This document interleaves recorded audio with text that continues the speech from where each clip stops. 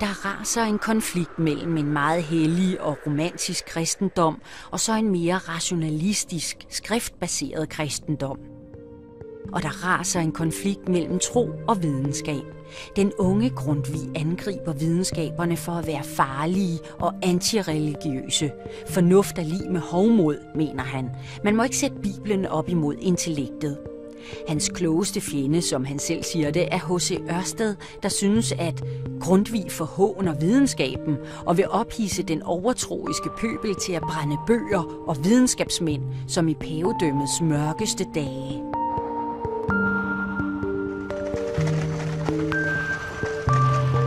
Kierkegaard er lige så kritisk som Ørsted og kalder Grundtvig for det levende ords abracadabra, og det er ondskabsfuldt ment. Men Grundtvig er på en mission for Gud og fædreland. I Sorø finder han sig endelig en fælle i kampen mod den åndelige dovenskab og vantro. En kollega, som kan være med til at udbrede Danmarks historien for folket og opretholde den nationale ånd. Bernhard Severin Ingemann er Grundtvigs gode ven og store modsætning. Ingemann er lige så blid og blød, som Grundtvig er rå og voldsom. Grundtvig betragter da også Ingemann som sit kvindelige supplement. Der er noget lysende og engleagtigt over Ingemann. Noget kvinderne elsker, og de mandlige kritikere hader.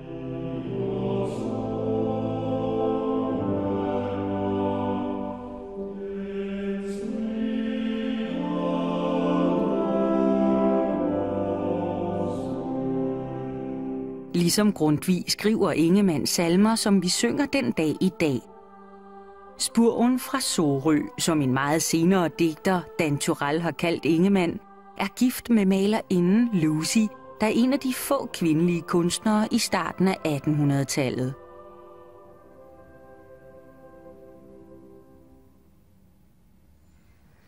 I 1822 der flytter parret herned til Sorø. Ingemann han har nemlig fået tilbudt en stilling som lektor i dansk og litteratur. Og han bliver her i det her hus indtil sin død i 1862. Det er her, han finder ro oven på nogle voldsomme år i København. Oven på store kriser og selvmordstanker, akkurat som sin ven Grundtvig. Men mørket det blegner, og fantasien den blomstrer her i Sorøs smukke og historiske omgivelser.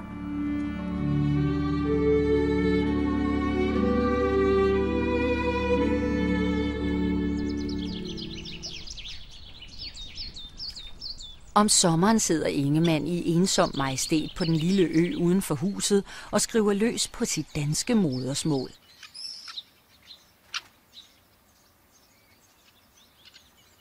Ingemann er, som han selv siger det, fuldkommen enig med mig selv om, at aldrig vil optræde som tysk digter. Enhver skribent skylder sit fædrelands litteratur, hvad han frembringer, siger han. Ingemann er vist ikke den mest fremragende lærer eller mest pædagogiske underviser. På det her tidspunkt er det måske heller ikke så nødvendigt, fordi lærerne de underviser kun 1 til 2 timer om ugen. Resten af tiden går med at forske og studere og læse. Ingemann har derfor tilbragt rigtig mange timer i de her stuer, både med sin kone, men så sandelig også med sine gode venner.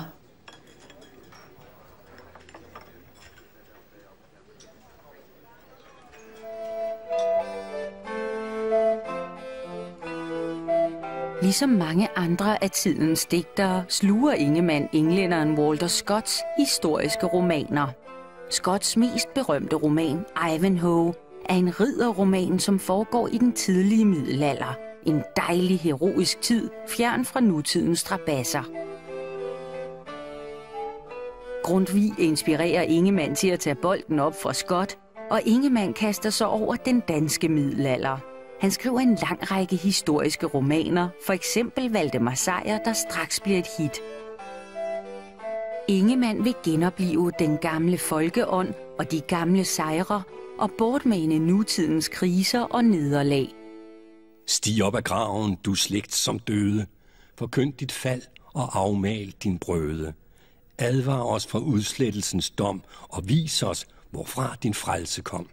Men I, som lyste i tider dunkle, som klare nordlys ved midnat funkle, I store ånder, som over jord med frelsens evige banner for. Der Herren mægtigt sin hånd udstrakte, og folkeånden til liv genvagte. Lys er der for os fra natlig tid, i ånde kæmper i Herrens strid.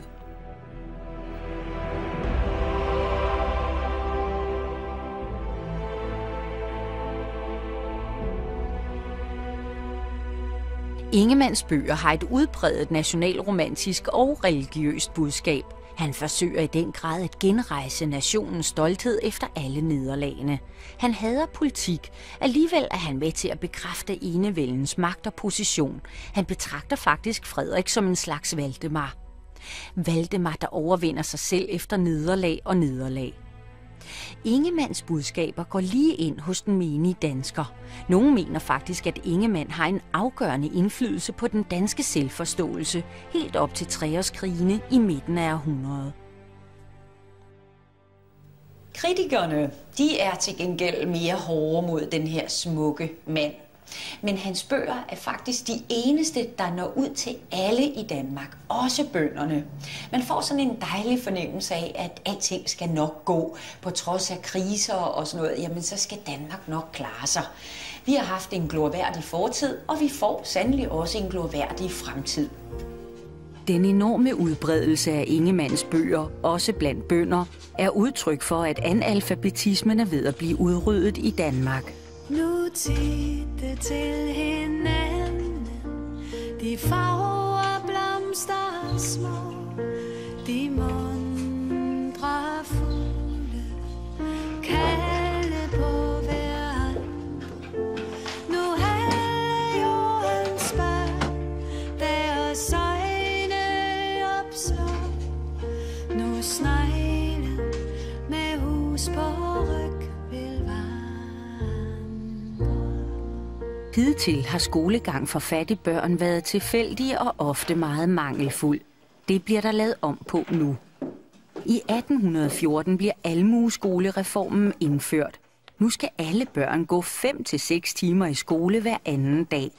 Hvis ikke de kan læse, skrive og regne, så bliver de ikke konfirmeret, og hvis ikke de er konfirmeret, kan de ikke blive gift. Loven betyder, at de allerfleste danskere nu får adgang til uddannelse, selvom den tæskes ind i hovederne på dem. Samtidig er der ikke råd til alle de nødvendige lærere, og man opfinder metoden indbyrdes undervisning. Et sært system, hvor de ældste elever underviser de yngste elever, som står i grupper. En enkelt lærer kan overvåge op til 100 elevers undervisning på én gang. Men andre metoder er på vej. Blandt andet fra Grundtvig, der også er voldsomt interesseret i skolens opgave i samfundet. Ligesom folk skal mødes i kirken om det levende ord, er det vigtigt, at det er lysten og samværet med andre, der driver uddannelsen af folket. Grundtvig drømmer om et slags folkeligt universitet, en skole for livet. Grundtvig har en drøm om at lave det elitære Sorø Akademi om til en meget mere folkelig skole.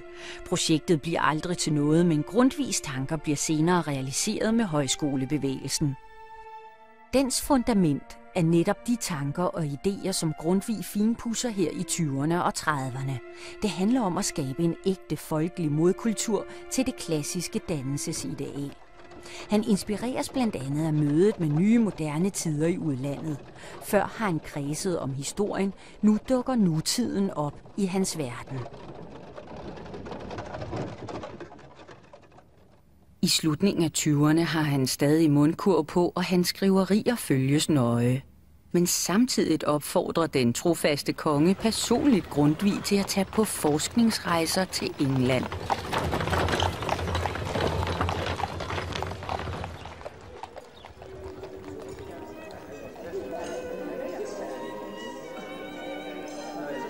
Mødet med storbyen London bliver en kæmpe oplevelse for bondeknolden Grundtvig. En ting er, at han fører sig frem på de bonede gulve, og endnu en gang forelsker sig en smuk og farlig kvinde. Noget andet er synet af den spirende industrialisering. Grundtvig fascineres af styrken i den frembrusende kapitalisme. Måske vil den gavne folket.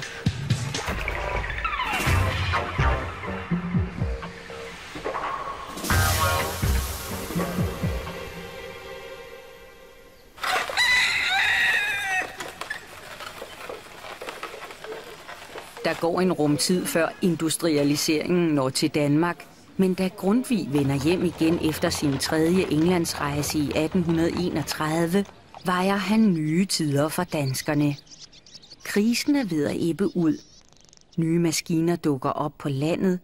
Kornpriserne stiger netop fordi englænderne åbner op igen efter krigene. Måske er der bedre tider på vej.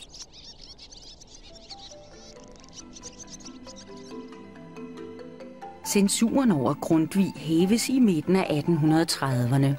Han får fast præstekald ved Vartov i København, men det forhindrer ham ikke i at udføre et hav af andre opgaver.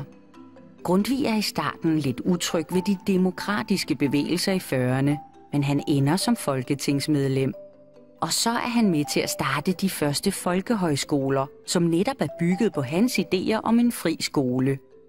Han dør i 1872, næsten 90 år gammel, og følges til graven af flere tusinde mennesker.